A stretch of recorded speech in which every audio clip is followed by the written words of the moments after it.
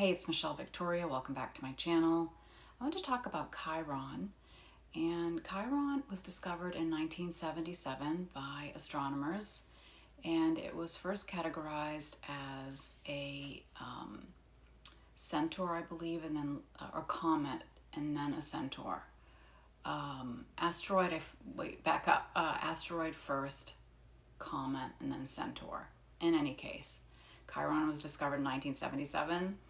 It orbits between Saturn and Uranus in the solar system, so it's in the outer planet realm, and its mythological background is that of being Chiron was the son of Saturn, and he was rejected by his mother, and then later was wounded, and he could never heal, so he gave up his immortality in exchange for death so he could stop suffering. So in our birth charts, we all have Chiron somewhere in one of the 12 whole sign houses in a specific sign. So I'm going to talk today specifically about Chiron and Aries because in the collective, we all have Aries somewhere in our chart. Chiron is currently going through that sign. So if you don't have Chiron and Aries in your birth chart, meaning you weren't born with that in that area, you still may be experiencing some themes of Chiron and Aries, which is generally the wound of self-assertion. So I want to talk about, so Chiron stationed direct. It was in retrograde. It's gone direct January 2nd. So the themes of Chiron can keep moving. The Chiron and Aries is currently 3/4 way through the sign of Aries. It's got there in 2019. It'll leave in 2027, retrograding back into Aries with a final movement into Taurus in 2028.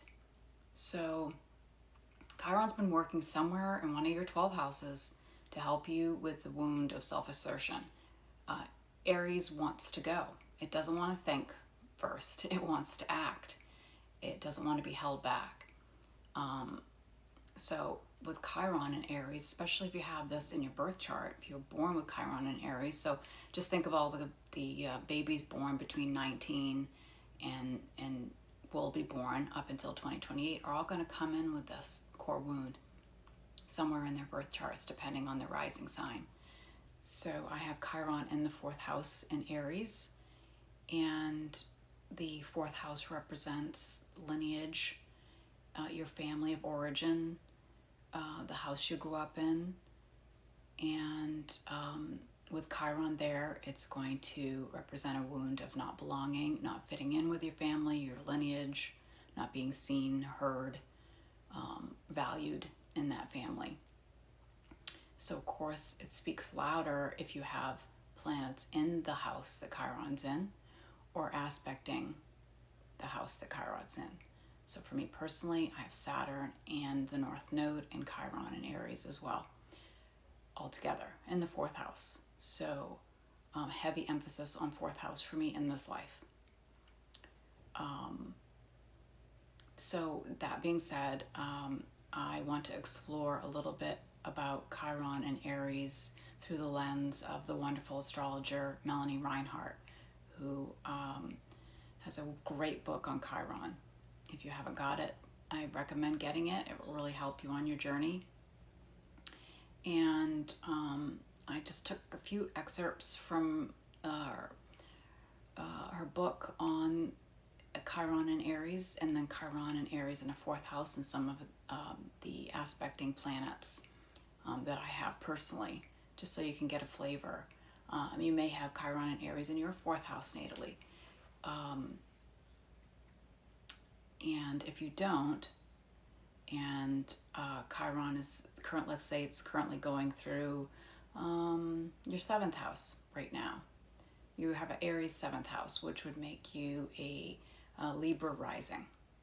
So if you have Chiron and Aries in your 7th house, your birth chart, you came in with the wound around one-on-one relationships. And maybe you feel like you have a hard time forming them or keeping them. So again, if you have any other planets in that seventh house, you are going to combine those meanings with the meaning of having it there overall to get a deeper look at what you're here to work on. So Chiron, just to back up a little bit, when you're looking at your birth chart, Chiron can be found with a little glyph, little picture that looks like a key. So super easy to locate that in your birth chart. And you can go to astro.com and cast a free birth chart and whole sign houses to find out what sign and what house your Chiron's in. So I want to talk about some of the excerpts from Melanie Reinhart's book on Chiron. And specifically, I'm focusing on Chiron and Aries because this is where the collective currently has Chiron. Now I can't remember. Did I say that Chiron is transiting Aries it started in 2019, leaves in 2027, retrogrades back and forth between Taurus and Aries, finally moving out of Aries in 2028. So if I've said that already, I'm sorry. Gosh, my brain. So Melanie Reinhart writes on Chiron and Aries, just some of the things that I thought stuck out to me, maybe for you, if you have Chiron and Aries in your natal birth chart. Some people with this placement will spend long, intense years searching for an elusive sense of identity, only to discover that when they give up the search and accept the feeling of nothingness, an enormous vitality and sense of being may follow, as a spark ignited by wind. With this placement of Chiron, you may have a knack for spontaneous intuitive action, which demonstrates brilliant timing and really makes things happen. Yours may be a unique combination of compassion and aptness, innovation and initiative, especially where the welfare of others is at stake. You gain strength through conquest and by fighting against difficulties, especially on behalf of others. And you can be a noble rival to those with whom you compete. If you succeed in treading the narrow path of neither succumbing to passive aggression nor obliquely acting out your destructiveness, you may come to feel the will of life flowing through you. You are not omnipotent and you do not have to do it all. Whether or not you work in the healing field, you probably have the capacity to act as a catalyst in situations and to touch the inner being of others.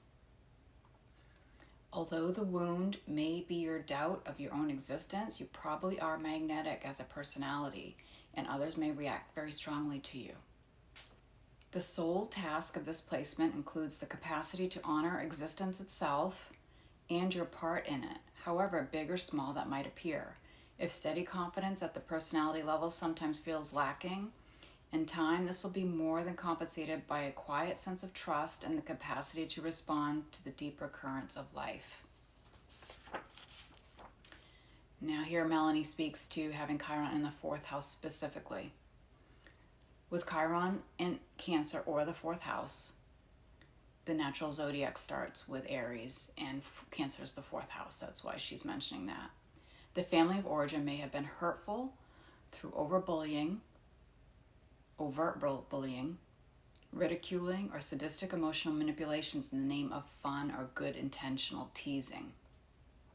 If we are mocked or accused of melodrama, we express our emotions or feelings. We learn that they are not welcome or acceptable here.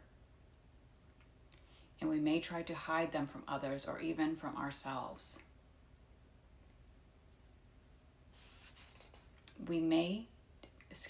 It may take time to learn how to defend ourselves against further emotional wounding, especially in close relationships where issues of dependence come into focus.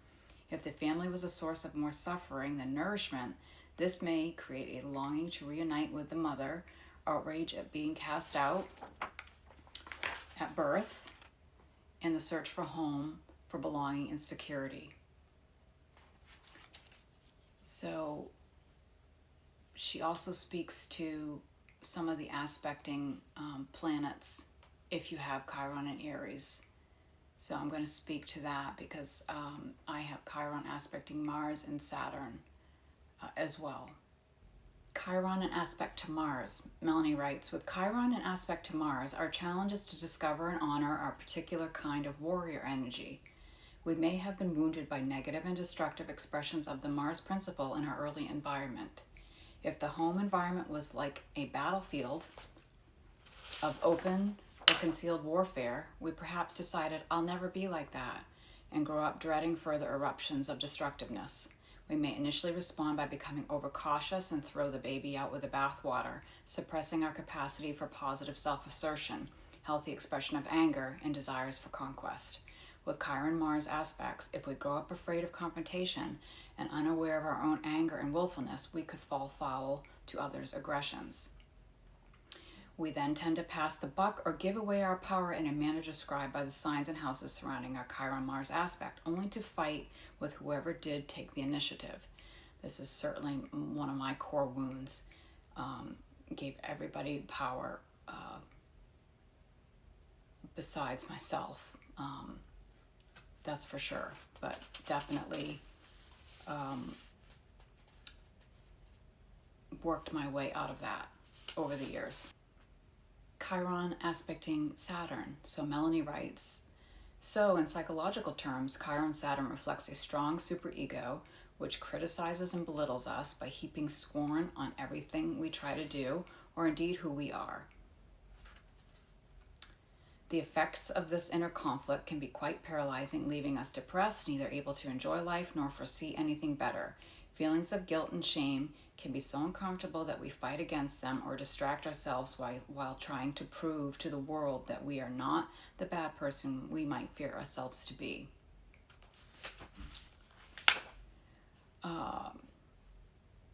And then she goes on to talk about Chiron and Saturn equals quiet authority, which I really loved. Sometimes we meet a person with Chiron and Saturn in aspect who has a relaxed and natural sense of authority, which does not depend on external such as wealth, status in society, profession, or achievement. Rather, these energies demonstrate the hard-won dignity of someone who has faced the depths of the soul, its darkness and sorrow, as well as its hopes and joy, and has emerged with a sense of wisdom and acceptance of life incarnate, imperfections and all. Such people may willingly carry considerable responsibility. So I love that's just a couple of paragraphs from different parts of her book on Chiron, specifically in Aries. So again, it's Melanie Reinhart if you're interested in getting that book on Chiron. So with Chiron and Aries leaving in 2027, so we just stepped into 2026, so it's not going to be gone for another year, a little over. So the final message of Chiron and Aries, you've been working through that since it landed in since it landed in Aries in 2019. So everyone will have a Chiron return, and that happens when you turn 50 years old. So Chiron comes back to the place in your birth chart. So at that time, you're faced with looking at the wounds, if you've dealt with them or not dealt with them. It can show up in many different facets. So that's it for today. So I just wanted to let everybody know before I sign off here today that I'm still working on all my automation. So if you wanted to book any type of session with me, look at your natal chart reading, go over the current transits that are happening for you right now. One of my previous videos, I talked about the big Saturn-Neptune conjunction that's going to occur in Aries. So that is happening in February 2026. So there's lots of things we can look at. You lead the way. You can email me at michelle@thegroundedwoowoo.com. So thanks for listening. I hope this helped. Just shine some light on Chiron and Aries. And until next time.